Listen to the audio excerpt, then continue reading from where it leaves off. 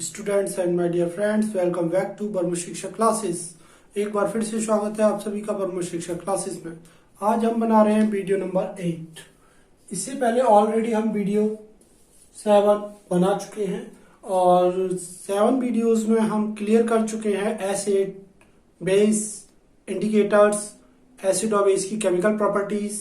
इसके बाद में पीएच स्केल के बाद में हमने पढ़ा था लास्ट यूनिवर्सल इंडिकेटर के बाद में हमने कुछ importance of pH in our daily life, ये सारे पॉइंट्स हम क्लियर कर चुके हैं और काफी इम्पोर्टेंट था लास्ट वीडियो।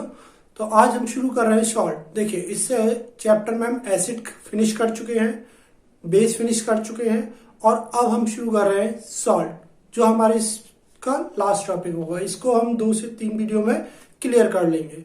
ठीक है, तो स्टार्ट करते हैं सॉल्ट। देखिए, अब तक जितनी भी आपने रिएक्शंस की थी इस चैप्टर के अंदर, जितना भी आपने केमिकल प्रॉपर्टीज पढ़ी थी, चाहे वो एसिड की थी या बेस की थी, सब में एक कॉमन चीज थी। वो कॉमन था सॉल्ट। सभी में सॉल्ट बना था। तो सॉल्ट एक्चुअल में है क्या? देखिए, सॉल्ट एक तो वो है जो कॉमन सॉल्ट हम यूज करते हैं NaCl खाने के लिए, मतलब खाने का जो टेस्ट बनता है वो सॉल्ट से बनता है। तो ऐसे ही कई सारे सॉल्ट्स हैं जो हर अलग अलग कंपाउंड की फॉर्म में होते हैं और उनको हम जब रिएक्ट कराते हैं किसी एसिड से तो वो उसमें H को रिप्लेस कर देते हैं। जैसे HCl से H को रिप्लेस करेंगे, H2SO4 से H2 को रिप्लेस करेंगे, HNO3 से H को रिप्लेस करेंगे। तो कहीं ना कहीं एसिड में H को रिप्लेस कर देते हैं। तो न्यूट्रलाइजेशन रिएक्शन में जैसे कि हमने देखा था कि एक बेस जो है वो एसिड को रिएक्ट कर रहा है और बेस से एक मेटल निकलकर एसिड के एक नेगेटिव आयन से जाके अटैच हो रहा है। ठीक है, तो वही चीज है कि सॉल्ट बनने का फॉर्मेशन है कि बेस से एक पॉजिटिव आयंस और एसिड से एक नेगेटिव आयंस मिलेगा और क्या बन जाएगा, वहां एक सॉल्ट बन जाएगा। देखिए, जैसे वही एग्जांपल ले लेते हैं हम NaOH, सोडियम हाइड्रोक्साइड। अब तो आप जान गए होंगे, this is a strong base and strong acid react each other, form the NaCl and water. Okay, देखिए यहां ये ब्रेक डाउन हुआ, किसमें ब्रेक डाउन हुआ? Na पॉजिटिव, OH नेगेटिव, तो 2 आयन्स में ब्रेक डाउन हुआ। और जो HCl है वो किसमें ब्रेक डाउन होगा? H प्लस और Cl माइनस। तो Na इसके तो नेगेटिव से अटैच हो जाएगा और OH नेगेटिव इसके पॉजिटिव से अटैच हो जाएगा। तो Na किससे मिला? तो इसका जो नाम पड़ा वो क्या है? Sodium chloride. क्या है नाम? Sodium chloride. तो सोडियम किससे मिल रहा है? बेस से। तो बेस से जो मिलेगा वो पहले आएगा नाम में, और जो एसिड से मिलेगा वो क्या आएगा? वो नाम में बाद में आएगा। ठीक है, तो देखिए, अ साल्ट इज अ कंपाउंड, मतलब साल्ट एक ऐसी कंपाउंड है फॉर्म बाय द रिएक्शन, जो किसी भी रिएक्शन में of an acid with the base, जब एसिड बेस से रिएक्ट करता है, in which the hydrogen of the acid is replace by the metal. किसी भी मेटल के द्वारा रिप्लेस कर दिया जाता है एसिड के हाइड्रोजन को। ठीक है, जब एक एसिड बेस से रिएक्ट करता है। ठीक है, उसी कंपाउंड को हम क्या कहते हैं? सॉल्ट कहते हैं। तो हर एक रिएक्शन के दौरान एक सॉल्ट बनता है। वो सॉल्ट न्यूट्रल हो सकता है, वो एसिडिक भी हो सकता है, वो बेसिक भी हो सकता है। जनरली सभी न्यूट्रल होते हैं जो अब तक हम पढ़ते आए, बट कुछ एसिडिक और बेसिक नेचर भी शो करते हैं, जो अभी हम थोड़ी देर में इस चीज को समझेंगे कि सॉल्ट भी डिवाइड हो जाएंगे न्यूट्रल, एसिडिक और बेसिक नेचर में। ठीक है, तो आपको एक बात समझ में आ रही होगी, जिसमें एसिडिक नेचर ज्यादा है, एसिडिक नेचर है तो उसमें H प्लस आयंस ज्यादा होंगे। ठीक है, तो आइए उसे समझते हैं। लेकिन सॉल्ट की नेमिंग कैसे करते हैं? देखो, सॉल्ट की जो नेमिंग होती है, फॉर एग्जाम्पल आप ऐसे समझिए कि अगर मेरा नाम है जैसे अर्जुन वर्मा, मेरे नाम में एक वर्मा लगा हुआ है, तो ऐसे मेरे फादर, मेरी मदर, मेरी सिस्टर, मेरे ब्रदर, सभी के नाम में वर्मा लगा हुआ है। तो ये क्या हो जाएगा? वर्मास फैमिली। ऐसी अग्रवाल, अगर किसी के नाम पे अग्रवाल लगा हुआ है तो उसकी फैमिली में सभी के नाम पे अग्रवाल लगा हुआ है तो कहते हैं अग्रवाल फैमिली। ऐसे ही शर्मा लगा हुआ है तो शर्मास फैमिली, अत्री फैमिली। तो इस प्रकार से क्या है कि नाम कॉमन होने से एक फैमिली क्रिएट हो जाती है जिसे हम कहते हैं कि ये एक पर्टिकुलर फैमिली है। तो ऐसे ही सॉल्ट में होता है। अब देखिए वो नेमिंग कैसे होती है, आपको थोड़ा सा वो नोटिस करना पड़ेगा। अंडरस्टैंड करने के लिए मैंने ये टेबल नीचे बनाई है तो आप उसे फोकस कर ले। देखिए यहाँ एसिड लिए गए हैं, यहाँ उनके फॉर्मूले हैं, एसिड फॉर्मूले, सॉल्ट नेम और उनके कुछ एग्जांपल, सिर्फ अंडरस्टैंड कराने के लिए। आई थिंक आपको ज्यादा क्लियर हो जाए। देखिए हाइड्रोक्लोरिक एसिड लिया हमने, हाइड्रोक्लोरिक एसिड का फॉर्मूला क्या होता है, HCl। तो ये जो ब्रेक होगा H+ आयन में होगा और Cl- आयन में होगा। और साल्ट जब बनेगा तो उसमें क्या अटैच होगा, Cl अटैच होगा। तो जब Cl अटैच हो जाएगा तो उसे क्या कहेंगे, क्लोराइड फैमिली। क्या कहेंगे, chloride family. For example NaCl, Na positive, Cl-, KCl, CaCl2। ठीक है, यहां आपने क्लास 9th में बैलेंसी पढ़ा था। तो बैलेंसी में क्या था कि Ca की बैलेंसी क्या थी, 2 और क्लोरीन की बैलेंसी क्या थी, 1। आई थिंक आपको याद होगा। तो आप इसको क्रॉस मल्टीप्लाई कराएंगे तो ये क्या बन जाता है, CaCl2। ठीक है ना, तो ये वो चीज यहाँ आपको मदद करेगी। अब आइए नेक्स्ट, ठीक है, सल्फ्यूरिक। सल्फ्यूरिक का फॉर्मूला क्या था, सल्फ्यूरिक एसिड का H2SO4। तो H2SO4 ब्रेक करिए जरा इसको, H2SO4। तो यहां से क्या मिलेगा, H+ और SO4, क्योंकि 2 हाइड्रोजन थे, SO4 माइनस माइनस मतलब 2 माइनस, बैलेंसी क्या है 2। तो H2SO4 सल्फेट फैमिली। अब इसमें से जो SO4 मिलेगा अगर वो किसी बेस के साथ अटैच हो जाएगा, बेस में स्थित मेटल के साथ अटैच हो जाएगा तो Na2SO4, Na मेटल है और इसने किसको रिप्लेस किया है, Na ने H2 को रिप्लेस किया है। ठीक है, ऐसे K2SO4, तो K2 ने किसको रिप्लेस किया है, H को रिप्लेस किया है। क्लियर। तो इस प्रकार से जो फैमिली बनेगी जिसमें SO4 होगा, सभी को क्या कहेंगे, सल्फेट फैमिली। तो ये सभी सॉल्ट्स हैं। ऐसे नाइट्रिक एसिड HNO3, यहां से भी H को रिप्लेस हो जाएगा, H पॉजिटिव और NO3 नेगेटिव। तो ये हो जाता है नाइट्रेट फैमिली, NaNO3 और KNO3। नेक्स्ट है कार्बोनेट। कार्बोनेट आप जानते होंगे, H2CO3। तो H2 पे पॉजिटिव और CO3 पे माइनस माइनस, क्योंकि 2 हाइड्रोजन रिप्लेस किए हैं तो CO3-। ठीक है, तो 2 वैलेंसी हुई उसकी। तो इस प्रकार कार्बोनेट बनता है। देखिए कैल्शियम, कैल्शियम की वैलेंसी 2 होती है।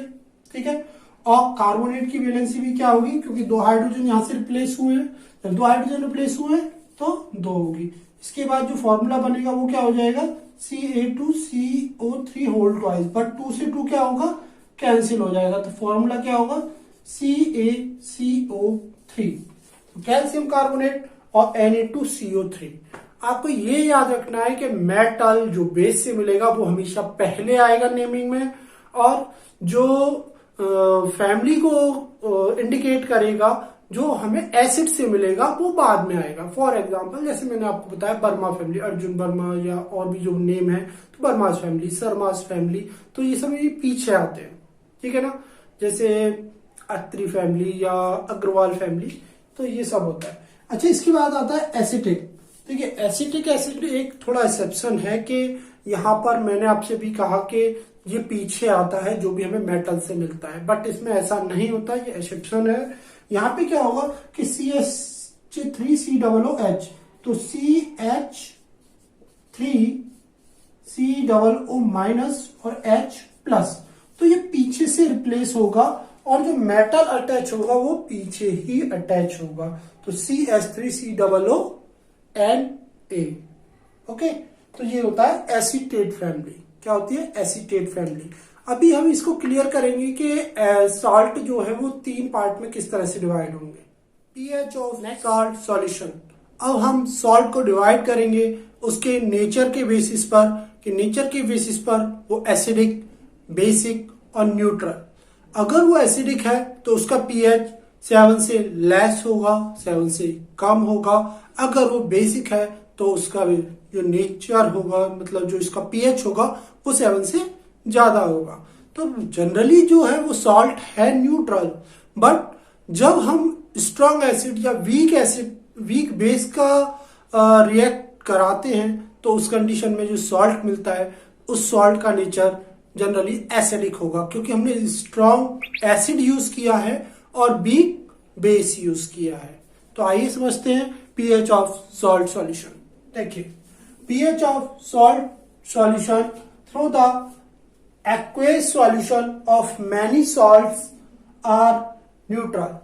Many salt जनरली ज्यादातर जितने भी salts हैं वो न्यूट्रल होते हैं, मीन उनका pH 7 होता है। But some salt produce acidic और बेसिक, लेकिन कुछ ऐसे भी salts हैं जो एसिडिक होते हैं और बेसिक नेचर रखते हैं। डिजॉल्व इन वाटर, जब आप उन्हें वाटर में डिजॉल्व करते हैं। तो देखिए, सॉल्ट्स को हम जो है एसिडिक, न्यूट्रल और बेसिक 3 कैटेगरी में डिवाइड करेंगे। नंबर 1 एसिडिक, सिंपल, अगर उसका पीएच लेस देन 7 है तो वो एसिडिक नेचर होगा। यदि उसका पीएच इक्वल टू 7 है तो वो न्यूट्रल होगा। यदि उसका पीएच ग्रेटर देन 7 है तो वो बेसिक पीएच होगा, बेसिक सॉल्ट होगा। देखिए, अब अगर एसिड जो एसिडिक नेचर रखेगा जो सॉल्ट, वो जनरली स्ट्रॉन्ग एसिड और 20 बेस के रिएक्शन से बनेगा। स्ट्रॉन्ग एसिड और वीक बेस के रिएक्शन से बनेगा। फॉर एग्जाम्पल HCl, देखिए स्ट्रॉन्ग एसिड होता है HCl and HNO3 NH4OH ammonium hydroxide. Ammonium hydroxide generally एक वीक बेस है। जब ये दोनों एक दूसरे के साथ रिएक्ट करेंगे तो एक दूसरे को न्यूट्रलाइज करेंगे। ठीक है, न्यूट्रलाइज करेंगे तो वहां पर क्या बनेगा, अमोनियम क्लोराइड बनेगा। इसमें जो अमोनियम है NH4 वो तो मिलेगा किससे, बेस से, बट जो Cl है वो किससे मिला आपको, एसिड से, जो कि एसिड कैसा था, यहाँ पे स्ट्रॉन्ग एसिड था। तो उस कंडीशन में जो आपको सॉल्ट मिलेगा वो उसका नेचर कैसा होगा, एसिडिक होगा। तो आई थिंक आपको समझ में आया होगा कि अगर आप स्ट्रॉन्ग एसिड लेंगे और वीक बेस लेंगे तो जो सॉल्ट हमें मिलेगा उसका नेचर कैसा होगा, वो होगा आपका acidic nature, because more pH value less than the 7। Next, neutral. Neutral generally आप जानते हैं कि न्यूट्रल में क्या होता है कि